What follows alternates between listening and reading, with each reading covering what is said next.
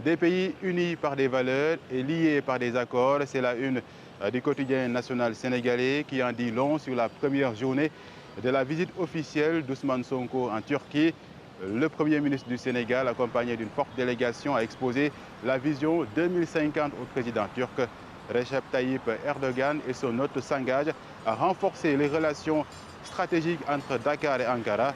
Et d'ailleurs, plusieurs accords ont été signés dans les domaines de la défense, de l'énergie ou encore de l'agriculture. Je me réjouis de votre souhait, j'allais dire même votre décision, de hisser nos échanges à la barre des 1 milliard de dollars, c'est-à-dire les multiplier quasiment par un peu plus de 3. C'est appréciable et ça dénote d'une ambition et d'une volonté à laquelle nous allons répondre. Parce que je l'ai dit à l'entame de mes propos ce matin, nous n'avons pas encore exploré la totalité du potentiel relationnel entre nos deux pays. Et sur tous les secteurs que vous avez tantôt cités, l'agriculture, le secteur des énergies, le secteur des transports, dans ce que nous essayons de faire dans le cadre de la vision 2050, la Turquie a sa place à nos côtés en tant qu'investisseur, en tant que partenaire stratégique et institutionnel.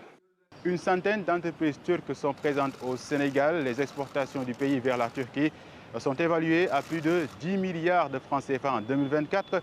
Ousmane Sonko s'en réjouit et reste convaincu que la Turquie et d'autres partenaires ont toute leur place en Afrique. Mais il rappelle le principe, un partenariat gagnant-gagnant. Je peux vous assurer que pour le Sénégal singulièrement, vous avez en face de vous, désormais, par le leadership du président Bassirou Diomaye Faye et mon gouvernement personnel, ces leaders africains de nouveau type, ces leaders africains décomplexés, conscients de leurs responsabilités, qui ne demandent pas la gratuité, qui n'attendent pas de l'aide, qui veulent de la collaboration.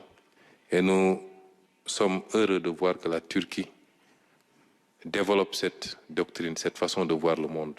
Le Sénégal, qui préside depuis 50 ans le comité pour l'exercice des droits inaliénables du peuple palestinien, a une position sur le conflit israélo-palestinien qui ne passe pas inaperçue auprès du président turc. Ce dernier salue les efforts de la diplomatie sénégalaise en faveur de la Palestine. Sur cette question, Dakar et Ankara parlent d'une seule voix. Ça ne se passerait pas si ce n'était pas parrainé par des puissances qui ferment les yeux et les mêmes puissances qui donnent des leçons au monde entier. Aujourd'hui, c'est des bébés qui meurent parce qu'ils n'ont pas accès au lait,